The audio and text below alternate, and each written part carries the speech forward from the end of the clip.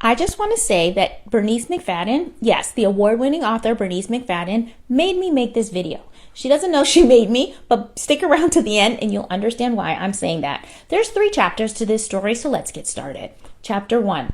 I have a podcast called Read, Write, and Create, and on this podcast, I talk about our BIPOC literary ancestors and why I think all BIPOC writers today should have a special BIPOC literary ancestor that they look to for spiritual guidance, motivation, and inspiration in their literary lives. All right? Chapter 2. I also have a new YouTube channel. Yes, I do.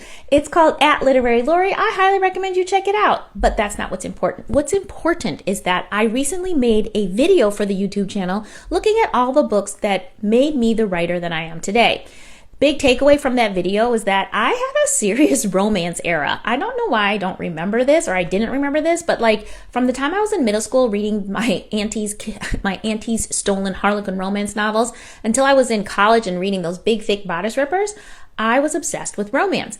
But it wasn't just any romance, right? I was obsessed with one particular writer named Kathleen E. Woodwiss. I would read anything she wrote. If she wrote something on a cocktail napkin, I'd read that. I'd be standing at the library waiting for her next book to come out. That's how obsessed I was. However, she died early. She was only in her early 60s. And I remember going through like a period of mourning, thinking, what will I read if I don't have a Kathleen E. Woodwiss romance? I obviously got over it, moved on. So this is now chapter 3 when things get a little freaky.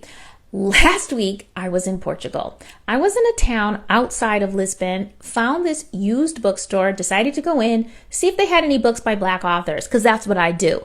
Why is it that the first book that I saw in a Portuguese bookstore was none other than this book by Kathleen E. Woodwiss? It's called A Season Beyond a Kiss. Not only is it by Kathleen E. Woodwiss, it's the only one I've never read. Yes, you heard me. Now, how is it? I hadn't thought about this woman. I haven't seen a book by this woman for over 30 years. I do a video about her. I remember how much I loved her. I'm thinking about her and I find her book.